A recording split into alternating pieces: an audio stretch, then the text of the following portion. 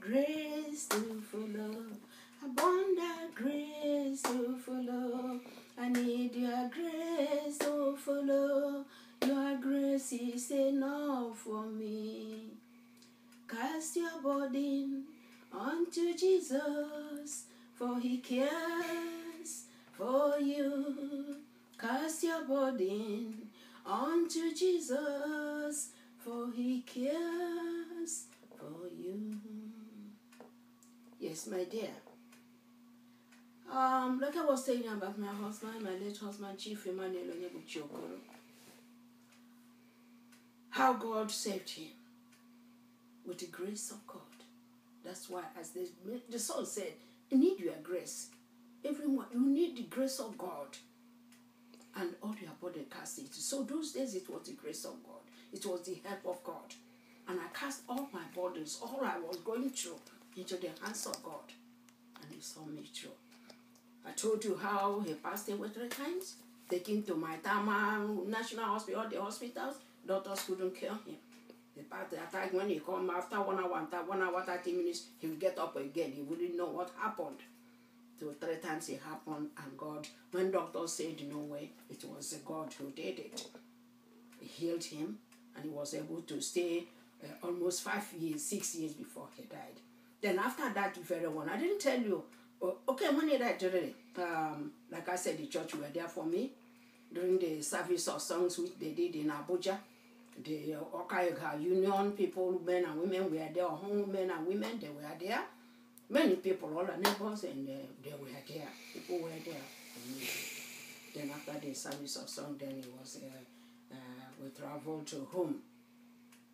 But I felt so okay, even in the mortuary, the favor of God, the grace, that I cast my body, I say, God, this load, 5 years, 6 years sickness, going up and down with my husband.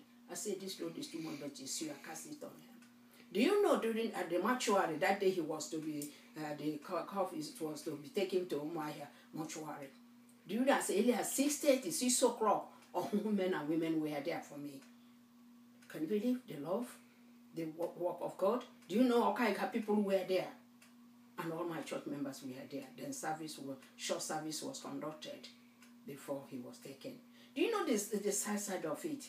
That night when we were taking him inside the mortuary, as they were strolling him into the mortuary, I was holding his hand. It's when I noticed, trying to draw him not to go to the mortuary. It was when I noticed that the fingers bent like this. But I pray that, I'm sure in the mortuary, the attendants, they straighten their hand. It's when there is love, you notice everything your husband is doing. Any point in time, you notice what is your husband, your wife is going through. Any point. Can you imagine, even at the point of taking him inside the mortuary, I was holding his hand. And then there I noticed that the fingers, some of them bent down. And then I'm sure they stretching it because before they bury, some of them were stretching. That's God. That's God. So they were all there, and then was taken home, my dear. And then, did I tell you what happened even before the death? You know, I told you after the first attack, the 3rd time, he passed away and God healed. It was prayer that healed him. That miracle happened in my home. And then we went to fasting and praying 2 weeks and dry fasting and all the rest of them. God sustained him. It was only the brain and part of was affected. And God kept him alive because God didn't want him to go that time.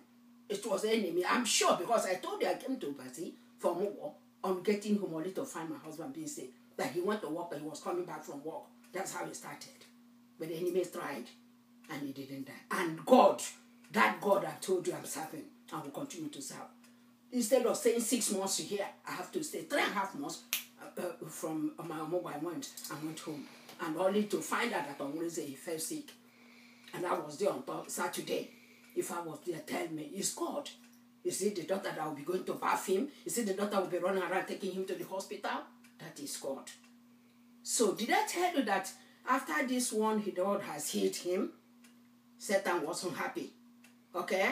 Then the prostrate, not like prostrate came. And all this every year, we make sure we go home once a year. That's our policy. Then what I normally do is, since he couldn't drive again, I used to tell a driver to take our car and take us home. And then when we are coming back, we phone him to come and bring us.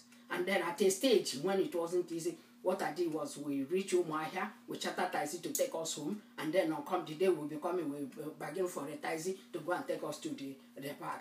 Do you know when once we were going home, my son-in-law James, the one that married my senior daughter Uchi, took us to Motor Park, Habia Line. Do you know my husband told me he went to go to the toilet? Do you know after waiting for some time I didn't see him? I said, what is going? He said he was going to urinate. What happened? So as I was running, I didn't know he was calling, lovey, lovey, lovey, ugudia, ugudia, mashoni. Then I went inside the toilet only to find him. He was holding his hand. The same walk of enemy. This is a man who dressed up, whom we were going home. Okay, so he was holding a plank inside that Then he trouser down. He couldn't even wear his trouser. He couldn't even clean his Then what I did, I would use toilet. I started praying. In as much as I was praying, I was using the toilet to clean his bum and then wearing him his trouser. That's another, because after I have tried that one, you see that God and more. And then I'm going home again. That's what happened. So I thank God. Say, God, thank God it's you who pushed me going there to find out. That is why I paid for people to care. Maybe if I could have said, wait, after you went to urinate, you will come. I don't know what could have happened. So I started praying, because I had no strength to stand. He was just hanging like that. And after said and done, God saved him. He became, says, okay, only the way called my son-in-law to come and take us back to Abuja. He said, no, we must go home. Then we traveled. He got himself. Then we went home. Do you know, on getting to home, from Nkwewu, we saw my son coming because it was Christmas and he was coming from Lagos. And all of us were going home. Do you know, on getting to nearing our side, my husband said, where are we going to? We are not going, I'm not going, I'm not going. I'm just testifying this, the work of God.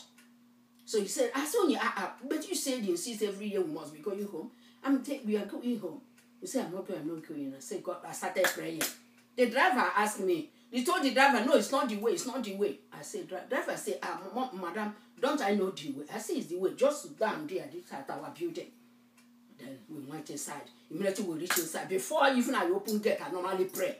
You understand? I started casting, start praying, start spreading one, nothing, praying. And then I went inside the house, didn't remove our dress, me and my son and them, and the little boy, we went home, started praying. Do you know my husband would go in here, he come out, he would remove his dress, he didn't. I'm just telling you, but God, what happened? God showed why he's God. That is why I don't relate in praying.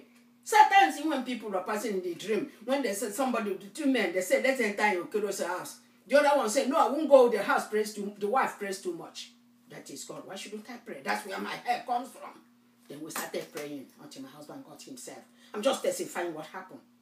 So that is after the first one, God have healed him, all his brain, and it wasn't himself anymore, but at least he was driving, he was doing some activities, and because of that, I asked him to resign. He retired at the age of 60. He retired from job.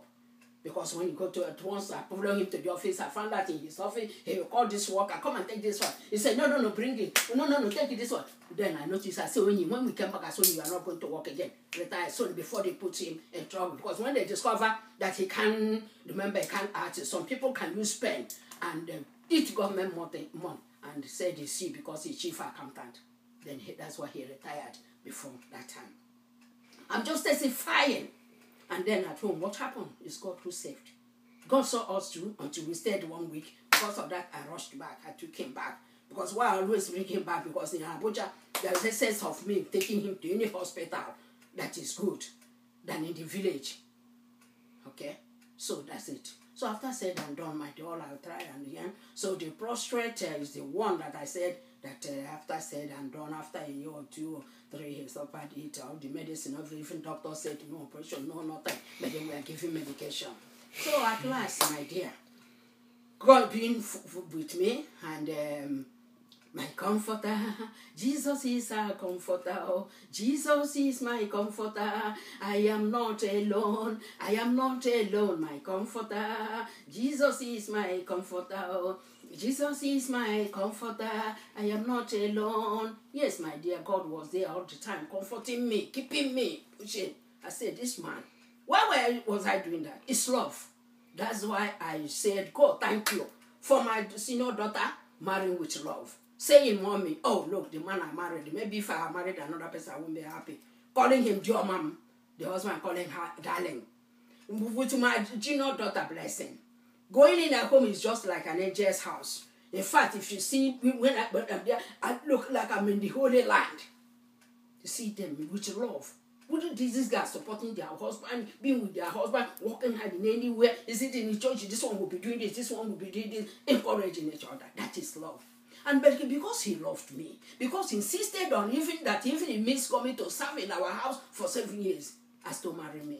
And that is why I insisted in every circumstances, during the time of our suffering, during the time of sickness, I made sure I was there for him.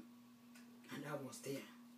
Do you know even the time they were to take him to the mortuary, I warned my husband his dress? My son-in-law James was there, a neighbor, a good neighbor to one, was there, and one of our church members, they were struggling to wear him. I said, no, leave me, I will do it. They say he's heavy. And then I tried. I put the trouser, I put the shirt. I said, I served him. From beginning, we got married, and I would give him the last service, and that last service is wearing his dress. I used to wear him his dress whenever he's sick or whenever he's not able. So I would do it. They were watching me. It affected me, because after the burial, my dear, I came back. I wasn't myself. For the church members, they told me every time staying with me. And, even the boss brigade, that day of service of song, because I'm the treasurer for patron and patronesses of Boys Brigade in Cathedral Church of Anglican, So they were there, So they were coming. So after the burial, when I came back, my dear, my leg shaking, my body shaking. I wasn't myself for 3 months. You understand? That's the after effect of carrying him in the hospital, turning him, cleaning him, and then, lifting him up to dress him, even the coffee. That's that time I know that when somebody is dead, it's so heavy. With him and my mom, 2 of them is where I noticed that they used to be very heavy. I have to wear his dress, I won't forget. Whenever I remember that, I wore him his trouser and his shirt before he's taken to the mortuary. This love is wonderful. It pays to be in love and do God. And God. Because I was thinking all this time he was sick. So, supposing he dies is anything serious happen in the night, who will help me? Where will? But when I remember that God is there for me, and when it started, God was there. Then at 1 o'clock, I went and bathed him and then took him, called my son-in-law, my senior daughter, and they came immediately. We took him to the hospital, and I was able to at least give him tea, even though his mouth was closing. I gave him tea to drink so that, So what are we talking about, my dear? This God is wonderful. I wasn't doing this alone. It's with God. It's God. Because He strengthened me. He created me in that form. He created me to be kind, to be loving. He created me to know that till death do you part. That promise you promise, whether you are a man or woman, be there. Even in sickness, in death, just be there. And that's what love is all about. And God saw me through, my dear. So at last, it was like I said, was taken to my mortuary. Then later on we traveled after the service of song at Abuja. Then we went home after 2 weeks, and then the burial time after burying my in-law. Congo Ude, and then on the 6th of January, then my husband was buried on 12th of January. So, my dear, then after the burial, the children tried, like I said, God will bless them. My son, Noble, the only son, got from my womb, and God gave me another 2 sons from outside. That's my James Ukeje and Godwin Ihani Chuku Ude. He gave me 2 sons again, add to my biological son, and gave me 2 wonderful daughters. They are so wonderful because when I go to their home, I see how they marry their husband, how they serve their husband, how the love they show in their husband's house. It gives me joy. I begin to glorify God. They're even better than me. I pray that God will continue to keep them, and that love that unites them, and which united me and my husband, that made me to serve even to the death, that will continue, will protect and guide them. In Jesus' name, amen.